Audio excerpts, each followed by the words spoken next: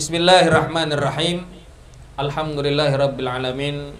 Wassalatu wassalamu ala asyrafil anbiya wal mursalin sayyidina wa maulana Muhammadin wa ala alihi wa sahbihi ajma'in, amma ba'd. Faqala al-musannifu rahimahullahu ta'ala wa adaman naf'a bihi wa bi'ulumihi fid dharaini amin. Ila qawlihi wal hiqdu, dan adapun dendam, wahwa, dan adapun dendam itu itmarul adawati, menyimpan permusuhan. Idza amila, apabila ia melakukan, bimuqtadahu, dengan tuntannya, bimuqtadahu, dengan tuntutannya.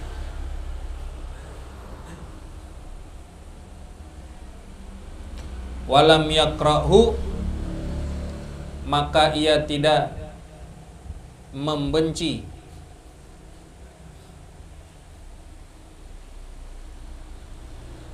maka ia tidak mengingkari hu, akan dendam itu.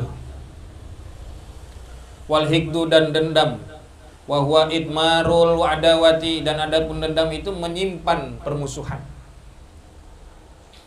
Idza amila, apabila ia melakukan bimuqtadahu, dengan tuntutannya, walam yakrah, dan maka tidak mengingkari ia hu, akan dendamnya.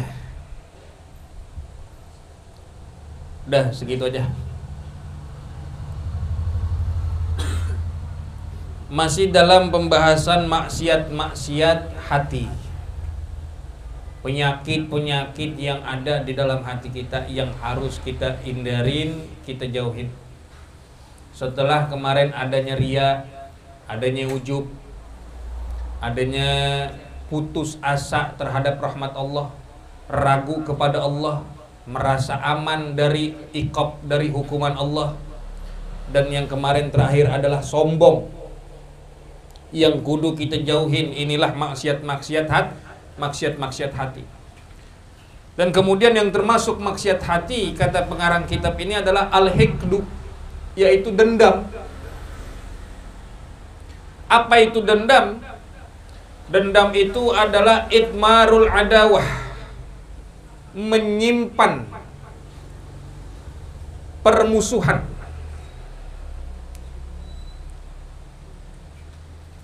Menahan adanya rasa memusuhi di dalam hati kita kepada orang lain.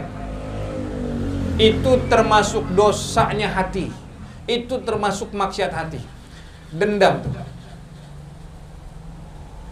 Idza amila, kalau dia ngelakuin bimuqtadahu, dengan tuntutannya, artinya yang sesuai dengan apa yang ada di dalam hatinya, dengan dia punya sifat dendam itu, walam yakrau, dan dia tidak mengingkari dendam itu, dosa lagi tuh. Jadi kalau orang dendam aja udah dosa, ngelakuin apa yang menjadi dendamnya dia, balas dendam, dosa lagi tuh. Jadi orang dendam ini dosanya bisa jadi dua.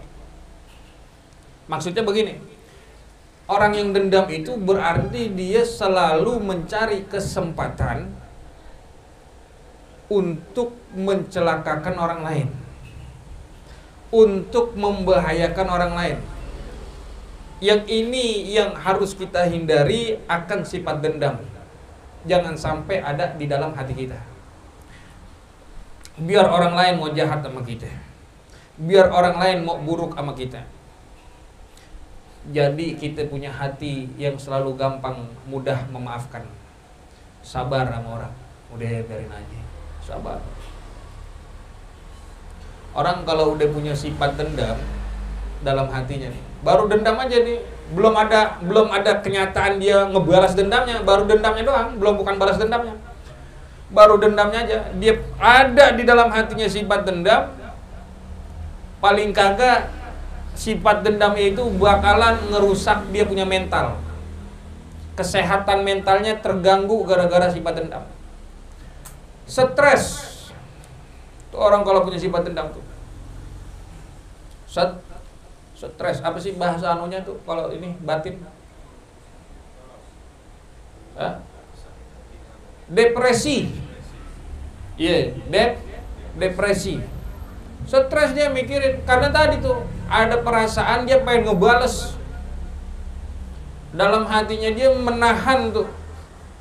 Udah ngerasain yang namanya sifat dendam, dia nahan pengen balas dendam, tapi dia mencari fursah, mencari kesempatan untuk membahayakan orang tersebut. Maka itu yang kudu dihindari. Orang yang tadi sifatnya punya sifat dendam bakal merusak mental. Bakal lemah dia punya keimanan.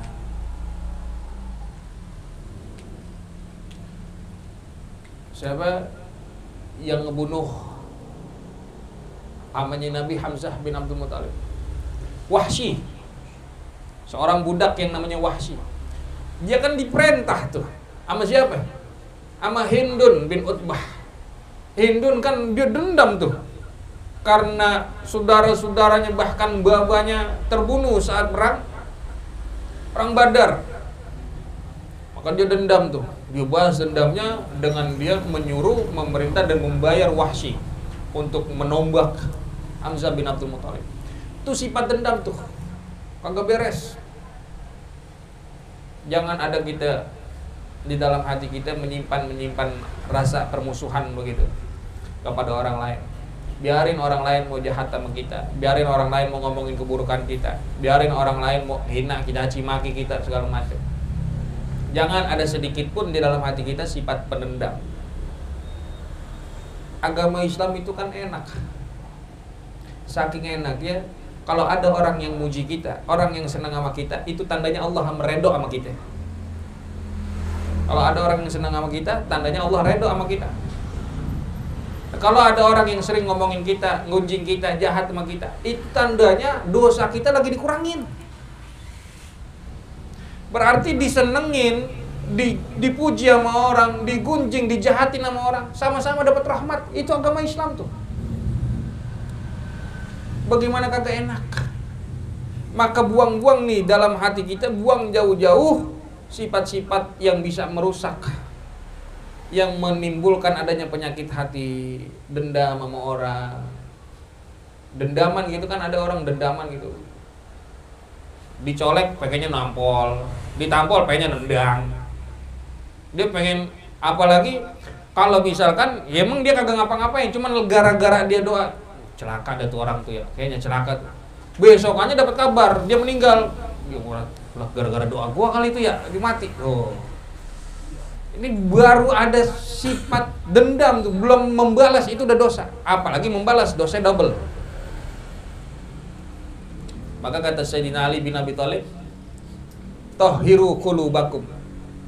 Bersihkanlah hati kalian minal hiqdi, dari sifat dendam ini. Fa innahu, karena sesungguhnya sifat dendam ini daun mubi, adalah penyakit yang menular. Wabah penyakit yang bakal nyebar. Kalau orang udah punya sifat dendam, bakal timbul penyakit-penyakit yang lain dalam hati kita. Nambah dengki, nambah iri, kagak demen lihat orang segala macam.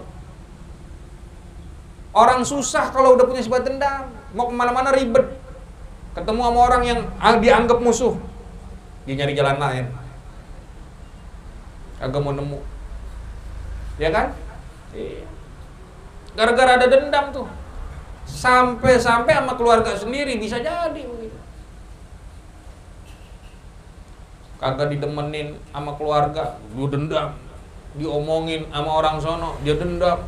Nih dijaga kini punya hati, insya Allah. Ya, buang jauh-jauh sifat pendendam tersebut. Karena itu bakal bisa menimbulkan penyakit-penyakit hati yang lainnya. Jangan sampai. Wal hasadu wa huwa karahiyatun ni'mati lil muslimi wallahu a'lam bis-shawab. Bisiril Fatihah.